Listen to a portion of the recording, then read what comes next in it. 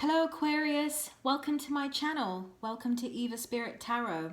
This is going to be your September reading, your shadow work for 2020. I was guided by Spirit to do this series of readings, your shadow work. They told me that it's going to be very beneficial for us all in terms of assisting us in our ascension process and just generally helping us to become the best versions of ourselves. So let's see how we get on with this. Hopefully it'll be good. I am a channel, and as such I channel different energies, different collectives, beings through the decks, as well as through the stones and crystals that I have. If you see things flying around, cards and so on, it's just the result of a lot of energy here and in this space. It's perfectly normal. Any other additional information, decks I use, how to contact me, all of that sort of stuff is going to be down below. So thank you so much for tuning in, and let's get started. Okay, Aquarius. If you see me pause during the readings, I'm just tuning in to the energy, so thank you for your patience. Aquarius. Okay. This one wants to come first. Aquarius. Shadow work for Aquarius.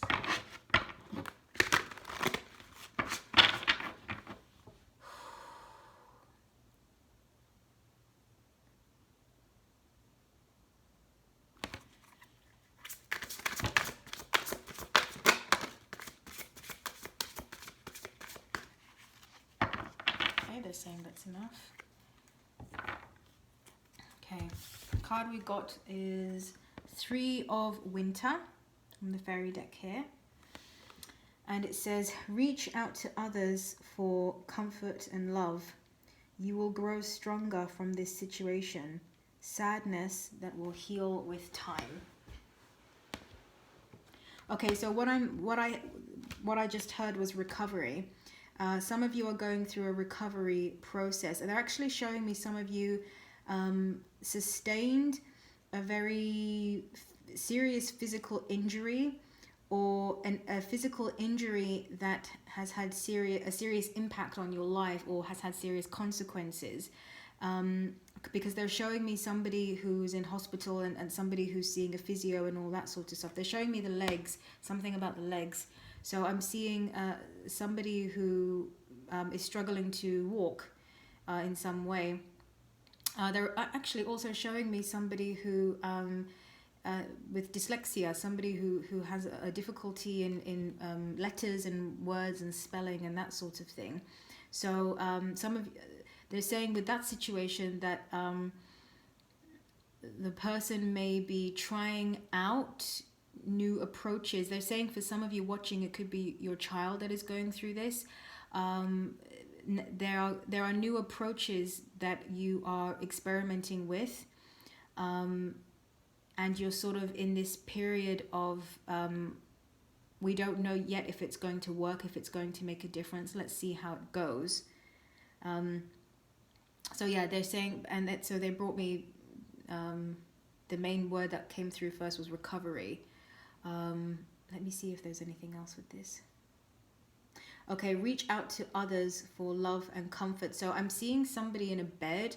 I'm seeing somebody who's maybe been sick in some way. Somebody who just hasn't, somebody who's just been not been able to do the things that they normally do. Something has happened that you're not as able as you have been before in some way, shape or form. I'm mostly seeing it on a physical level, and that has brought up these feelings of not being able to be as independent as you guys normally are, and having to reach out to others and depend on others to help you. They're also saying that coming with that, there's some sort of guilt, and there's a frustration. Okay, there's a guilt for having to constantly rely on people, worried that they are going to resent you and be annoyed about the fact that they have to help you all the time, and there's a frustration about not being able to do it for yourself. So there's a lesson in all of that, and it's causing some things to come up. But they also wanted me to mention that even though I'm seeing it mostly on a physical level for the Aquarians that I'm channeling here. Oh, the lighting is quite nice. Ooh, sorry. I'm an Aquarius too, so I sort of like go off sometimes. But they're also showing me this idea of not being able to do the things that you normally do can also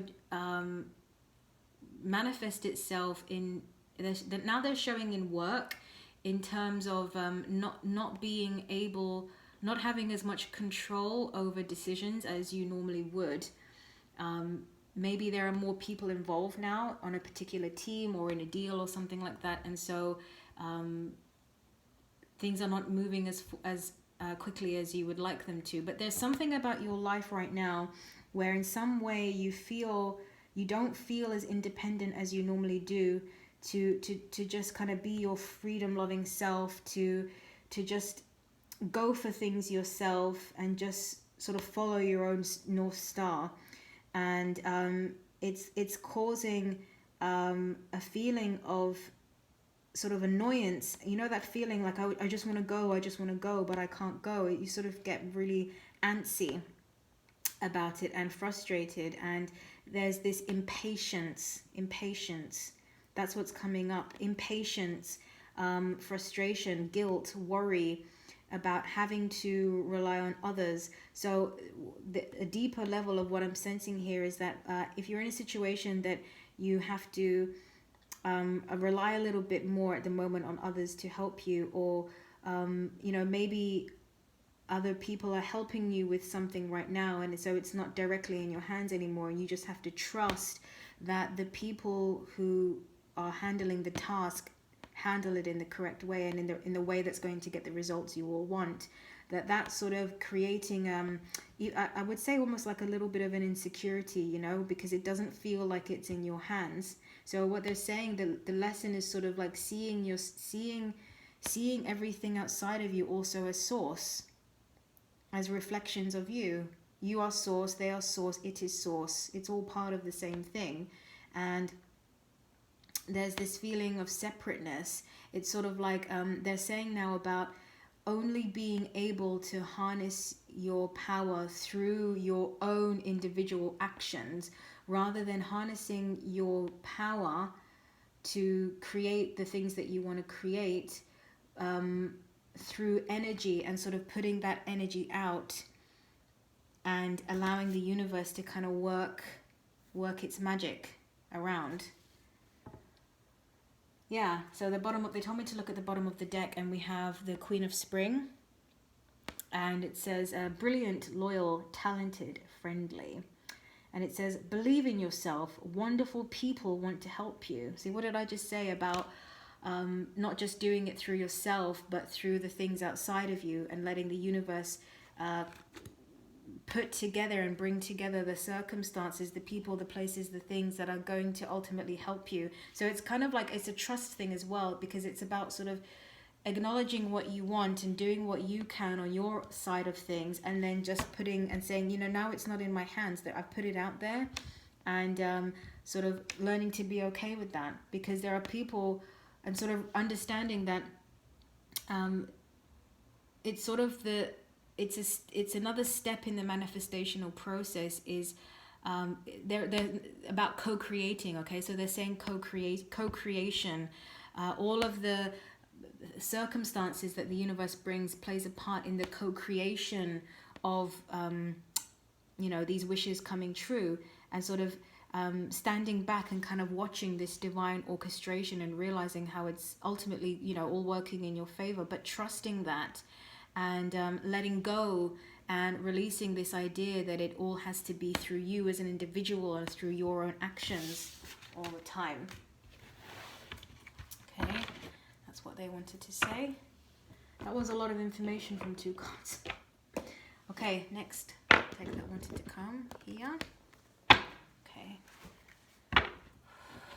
Shadow Aquarius, please.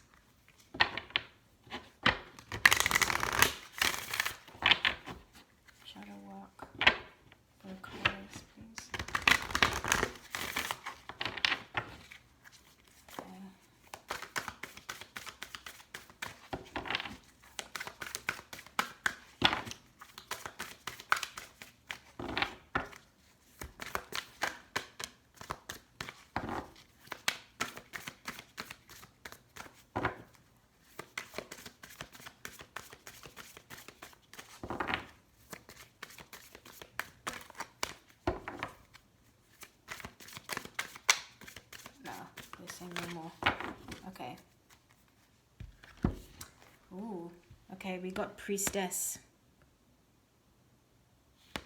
And it says, how are you being called to step up and lead? Okay, so what immediately what I get from that is being asked now by Spirit to step in a leadership position means that there are people to lead.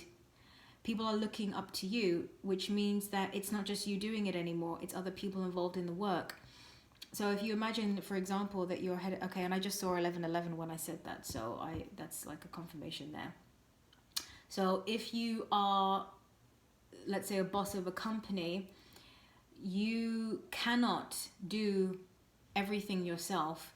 You need staff members and employees in order to be able to have the company function and be able to do what it wants to do, right? So you have to be willing to delegate and to share out responsibilities and to outsource things as well. So, and understanding that is also a part of you, that is also a part of the divine plan. And this co-creation thing is so beautiful because you sort of allow other energies to come in, and it makes everything, so much bigger and more beautiful than, what it could have been on your own. And so it really becomes,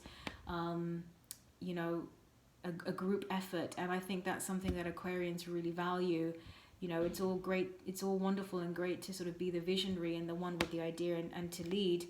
But ultimately Aquarians, like to see people work together as a team, and like to see when we combine our efforts, how powerful that is, because we understand, inherently in this Aquarian energy, there is this understanding of unity, which is really beautiful.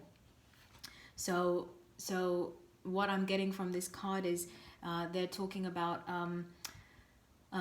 they're also saying about sort of accessing now a higher level of manifestational ability and power, which is more about charging yourself up and charging the energy within your own field, and less physical action, or at least simplifying the actions. And it basically, I mean, to put it another way, it's understanding and recognizing and valuing this emotional state, the vibrational state that you choose to be in every moment, sends ripples out and influences these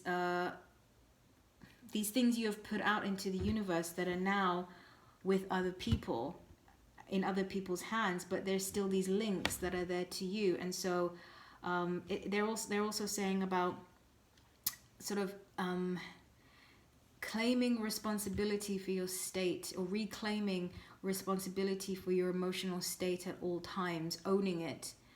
And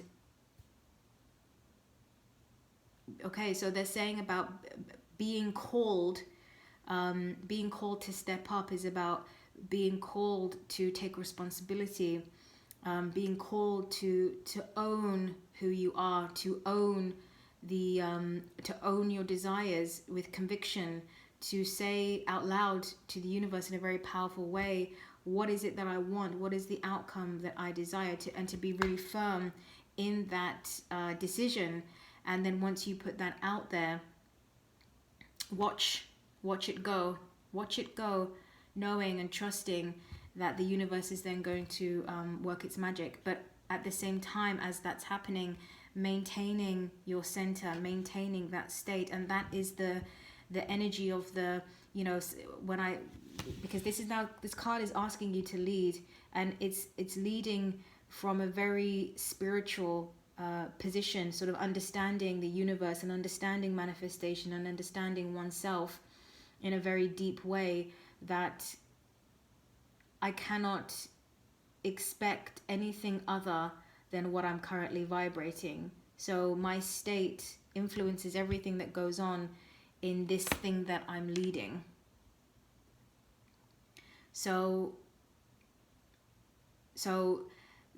the shadow work here is kind of interesting because I am seeing that it's about trust. But it's about, they're saying it's about unity, and it's about recognizing the unity, because this feeling of being not able to do things now for some reason, in some way, for most of you on a physical level, and sort of having to trust other people to take care of it, has sort of brought up this feeling of you know, things needing to go one way in order for it to have the outcome that you want. So it's very limited, and it sort of demonstrates maybe a lack of trust as well, and a sort of closed-mindedness as well, when you sort of, when you open yourself up and really, you know, harness this energy of the priestess, you know, who understands the secrets of the universe. They're not secrets to her. I mean, it's divine knowledge to her. She knows.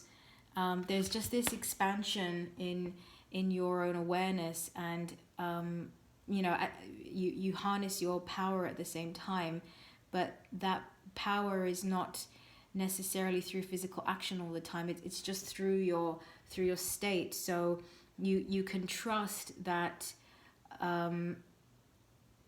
that you are continually influencing the outcome of things, even if they're not directly in your hands, by how you choose to vibrate. So these feelings of worry, you know, and not feeling able yourself has brought up this lesson for you, which is quite powerful. Okay, let me see if there's anything else that wants to come. Yeah, the abundance card, angel abundance card wants to come. Okay. Aquarius